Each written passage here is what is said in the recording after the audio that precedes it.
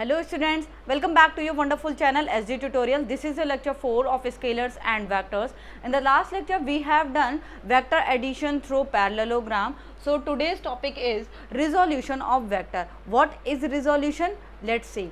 The process of splitting of vector into two parts is known as resolution of vector. लिख लेते हैं the process of किसी भी vector के दो पार्ट्स में डिवाइड कर देना या उसके दो कंपोनेंट फाइंड आउट कर लेना, उसको क्या बोल देंगे हम? Resolution of vector. सपोज करो कोई ऑब्जेक्ट है, वो नॉर्थ ईस्ट डायरेक्शन में मूव कर रही है, किसने?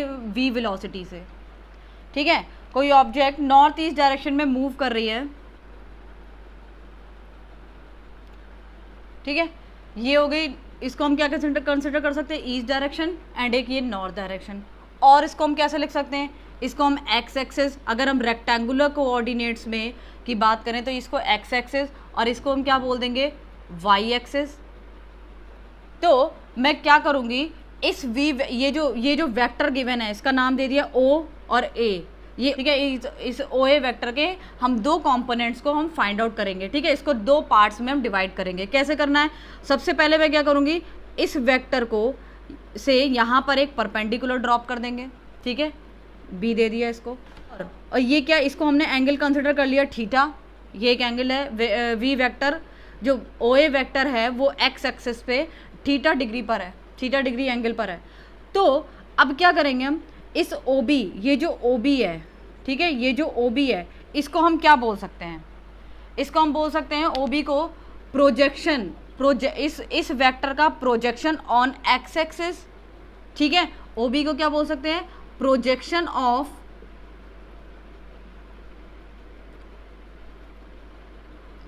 Of O A vector of O A on X axis. तो इसको हम क्या लिख सकते हैं? इसका एक्स कॉम्पोनेंट. ठीक है, या इसको हम क्या बोल सकते हैं? X component of O B, X component of O B. ठीक है, इसको ऐसे बोल सकते हैं. तो अब ये जो ओ बी है, ओ बी को हम कैसे फाइंड आउट करेंगे? ओ बी ये क्या हो गया? राइट एंगल ट्राइंगल बन गया. ठीक है, राइट एंगल ट्राइंगल है, ये राइट एंगल ट्राइंगल है ये. तो अब ये ओ बी हमें फाइंड आउट करना है. ओ बी वैक्टर अगर मेरे को फाइंड आउट करना है तो ये इसकी वैल्यू क्या हो जाएगी? v मैग्नीट्यूड, ये इसका मैग्नीट्यूड v और ये क्या हो जाएगा? cos theta. तो मेरे पास ओ बी की वैल्यू कितनी मिल गई? v cos theta. ठीक है, तो यहाँ पर ये ओ बी कितना हो गया? v cos theta. इसी तरीके से अब मुझे ये y एक्सिस का कंपोनेंट निकालना है. मीन्स अगर मैं इस पे यहाँ पर परपेंडिकुलर ड्रॉप कर दूंगी, यहाँ पर परपेंडिकुलर ड्रॉप किया. ठीक है, जब यहाँ पर परपेंडिकुलर ड्रॉप किया तो ये एक तो इसका नाम दे दिया ओ सी, ये हो गया सी. ठीक है, तो ये ए सी क्या हो जाएगा? ए सी क्या, ए सी कह रही हो, सॉरी, ओ सी क्या हो जाएगा? ओ सी हो जाएगा इस वेक्टर का, ओ ए वेक्टर का प्रोजेक्शन ऑन वाई एक्सिस. तो हम ओ सी को कैसे लिख सकते हैं?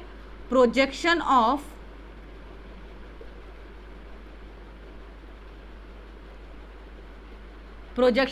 ओ ए.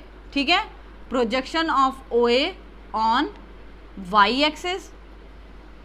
और हम इसको क्या बोल सकते हैं? वाई कंपोनेंट, इस वेक्टर का वाई कंपोनेंट वाई डायरेक्शन में, वाई एक्सिस पे. ठीक है, तो Y component of O A, ये भी ओ ए है. ठीक है, इस वेक्टर का वाई कंपोनेंट. तो अब इसकी वैल्यू ये क्या हो जाएगा? ओ सी कितना हो जाएगा? ये जो ओ सी है वो कैसे निकालोगे? ये एंगल थीटा, तो ये एंगल कितना हो गया? ये टोटल 90 था, तो ये क्या हो जाएगा? 90 माइनस थीटा. और इसको हम क्या बोल देंगे? थीटा. ये थीटा, तो इसके लिए ये परपेंडिकुलर हो जाएगा. ठीक है, परपेंडिकुलर हाइपोटेन्यूज. तो क्या हो जाएगा इसकी वैल्यू? इस ओ सी की वैल्यू क्या हो जाएगी? ये वी है ना, तो वी साइन थीटा. तो ओ सी की वैल्यू क्या आ गई? v साइन थीटा, ओ सी वैक्टर की वैल्यू. तो अभी क्या है कि जब हम इसका ये वाला x एक्सिस पे कंपोनेंट हमने फाइंड आउट किया तो इसकी वैल्यू क्या आ गई? v cos theta. जब y एक्सिस पे इसका कंपोनेंट फाइंड आउट किया तो मिला v साइन थीटा. ठीक है, इतना समझ में आ गया।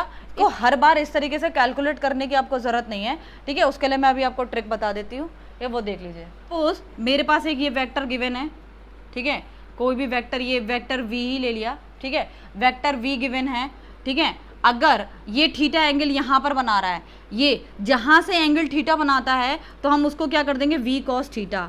यहाँ से मैग्नीट्यूड इसका उठाया v cos थीटा, ठीक है। तो एक तो ये कंपोनेंट निकल जाएगा, और इसका y कंपोनेंट कैसे निकलेगा, जिससे थीटा टच कर रहा है, जिससे टच कर रहा है वो cos थीटा, फिर उसी के जस्ट परपेंडिकुलर क्या हो जाएगा, v sin थीटा, ठीक है। अगर सपोज करो कोई वेक्टर है, ठीक है, ये वेक्टर है, ये इससे थीटा बना रहा है, जिससे टच कर रहा है, जिससे टच कर रहा है वो क्या हो जाएगा, ये v है, तो ये क्या हो जाएगा, v cos थीटा, इसी के जस्ट परपेंडिकुलर वो क्या हो जाएगा हमारा, v sin थीटा, ठीक है। इतना करना है आपको, ये याद रख लेना, ठीक है। जिससे टच करेगा उससे cos, और फिर उसी के जस्ट परपेंडिकुलर sin, ठीक है।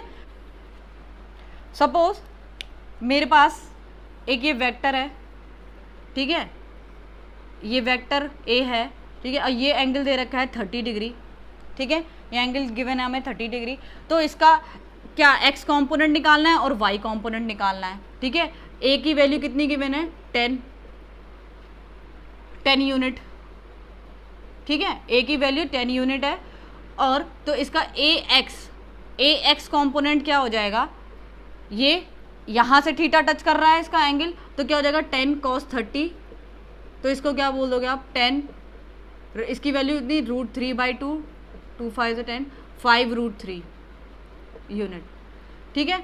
इसका y कंपोनेंट, ये y कंपोनेंट कैसे निकालोगे, y की वैल्यू क्या, ये क्या हो जाएगा, साइन में आ जाएगा, तो 10 sin थीटा, मतलब 10 sin 30, 30 की वैल्यू, sin 30 की वैल्यू 1/2, तो 5 यूनिट, ठीक है।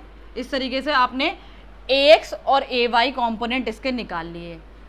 इन केस आपको ax गिवन है और ay भी गिवन है, अभी आपको से क्या वेक्टर गिवन था, उसके कंपोनेंट फाइंड आउट किए आपने। अगर कंपोनेंट्स आपको दिए हैं तो इसका जो वैल्यू a कैसे फाइंड आउट करोगे, देखो है क्या, ये भी एक तरीके से ट्रायंगल लॉ को फॉलो कर रहा है, ठीक है। ट्रायंगल लॉ को कैसे फॉलो कर रहा है, देखो क्या करते थे आप कि ये जो वेक्टर है, ठीक है, ये एक वेक्टर है, इसको हमने वेक्टर कंसिडर किया था, एक ये वेक्टर कंसिडर किया था, ठीक है, इस तरीके से ही कर रहे थे। तो होता क्या था, इसी के जस्ट अगर पैरेलल हम एक लाइन ड्रॉप करें, यहाँ पर एक परपेंडिकुलर जो भी ड्रॉप कर रहे थे इसी, तो ये भी जो वेक्टर है ये इसी के इक्वल होगा, ये वेक्टर इसके इक्वल होगा। तो क्या हो रहा है, ट्रायंगल लॉ कैसे फॉलो कर रहा है, ये देखो, हेड, एक वेक्टर का हेड दूसरे वेक्टर के टेल से टच कर रहा है, एक ये वेक्टर का हेड दूसरे वेक्टर के टेल से टच कर रहा है, तो ये रिजल्टेंट दे रहा है। तो इसको हम क्या लिख सकते हैं, a इज इक्वल, और ये वेक्टर की वैल्यू क्या हो जाएगी, ए वाई। इस a को क्या लिख सकते हैं, a is equal to A X plus A Y लिख सकते हैं, ठीक है, वेक्टर। तो एक तरीके से हमें क्या दे रखा है, ये जो वेक्टर होता है वो इन दोनों कंपोनेंट के एडिशन के इक्वल होता है। इतनी बात समझ में आ गई इस तरीके से।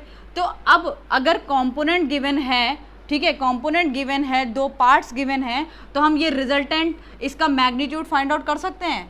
कैसे करोगे, पैरेललोग्राम लॉ के थ्रू। कैसे होता था, ठीक है, इसका ये जो इसका होल स्क्वायर, अब इसको क्या करोगे, एक vector A X square plus A Y square plus 2ax plus 2ay cos, कितना लोगे, इन दोनों वेक्टर के बीच का जो एंगल है वो कितना है, 90 डिग्री। 90 डिग्री एंगल चल रहा है इसका, तो यहाँ पर हम क्या लिख सकते हैं, 90 डिग्री। तो क्या मिला हमें, ये हटा दो, ए X square plus A Y square, अब ये कितना हो गया, 0, तो ये टर्म भी 0, तो कितना बचा, ए X square plus A Y square. तो इसका जो मैग्नीट्यूड है वेक्टर ए का वो कितना आ गया, अंडर रूट में ए X square plus A Y square, ठीक है। इस रिजल्टेंट की डायरेक्शन तो आपको फाइंड आउट करनी आती ही है, ठीक है। तो कैसे निकालते थे डायरेक्शन रिजल्टेंट की, 10, ये अगर अल्फा कंसिडर कर लो, 10 alpha A Y by A X, ठीक है, तो तीनों चीजें आपने सीख ली। फर्स्ट इज, अगर मैग्नीट्यूड गिवन है, मैग्नीट्यूड किसी वेक्टर का गिवन है तो आप उसके कंपोनेंट्स, उसके पार्ट्स फाइंड आउट कर सकते हो। ठीक है, और अगर वेक्टर के इस वेक्टर के कंपोनेंट आपको गिवन है, ठीक है, कंपोनेंट, तो वेक्टर का मैग्नीट्यूड फाइंड आउट कर सकते हो और डायरेक्शन फाइंड आउट कर सकते हो। ठीक है, तो चलिए अब कुछ क्वेश्चंस के थ्रू हम इसको समझते हैं अच्छे से। Vector A is a vector of magnitude 4.5 unit due north. What is the vector? 3a vector and second one is minus का 4a वेक्टर। ठीक है, फर्स्ट पार्ट ले लिया, हमें गिवन है एक ये वेक्टर। ठीक है, इसका हमें फाइंड आउट करना है वेक्टर। ठीक है, और वेक्टर ए की वैल्यू कितनी दे रखी है? मैग्नीट्यूड दिया है 4.5 यूनिट और डायरेक्शन क्या दे रखी है? नॉर्थ डायरेक्शन में। तो मुझे क्या करना है? सिंपली इस वेक्टर ए की वैल्यू को पुट कर देना है 4.5 ड्यू नॉर्थ। ठीक है, तो क्या हो जाएगा? इसको मल्टीप्लाई कर लो। ठीक है, आंसर आ ही जाएगा। 3 5 सा 15, 3 4 सा 12, 13.5 ड्यू नॉर्थ। ठीक है, डायरेक्शन भी हो गई, मैग्नीट्यूड भी होगा। नेक्स्ट वन, माइनस का 4a को कैसे रिप्रेजेंट करोगे?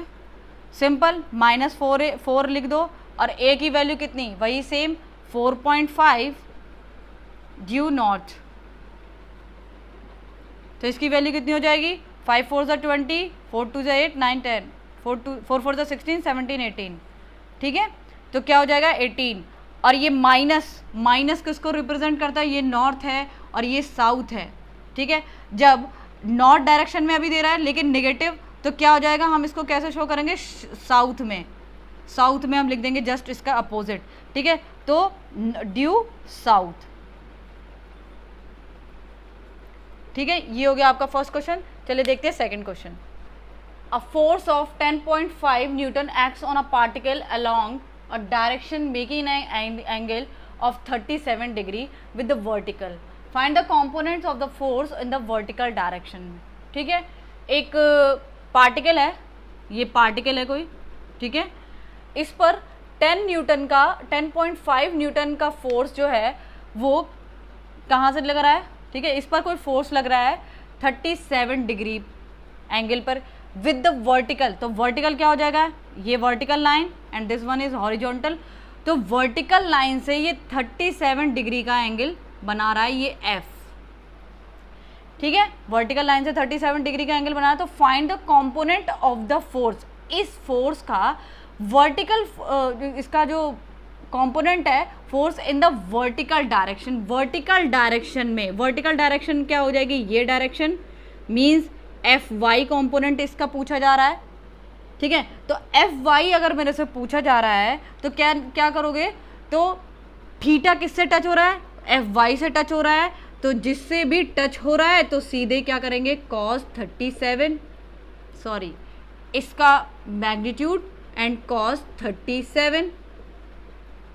अब cos 37 की वैल्यू कैसे फाइंड आउट करोगे? देखो, कुछ जो ट्रिग्नोमेट्री में वैल्यूज़ हैं वो आपको याद करनी है। जैसे 30 और 60 की तो सभी को याद ही है। एक ये इस तरीके से याद कर लो, एक ये राइट एंगल ट्राइंगल है। ठीक है, 3 4 5। ठीक है, 3 4 5 इसकी साइड्स गिवन है। ठीक है, सेंटीमीटर्स में ही। अब जिसके भी सामने अगर 3 के सामने वाला जो एंगल रहेगा वो होगा 37। ये याद रख लो, ये याद रख लो। 3 के जस्ट सामने वाला एंगल होगा 37 डिग्री और जस्ट इसके अब दूसरा वाला ये तो क्या हो जाएगा? 90 डिग्री है ही। और ये कौन सा हो जाएगा? 53 डिग्री। ठीक, याद कैसे रखना है? 3 के जस्ट सामने वाला 3 जो साइड दे रखी होगी 3 के जस्ट सामने वाला 37। ठीक है, तो अब इसकी वैल्यू क्या हो जाएगी? एफ की वैल्यू कितनी? एफ की वैल्यू ये गिवन है 10.5।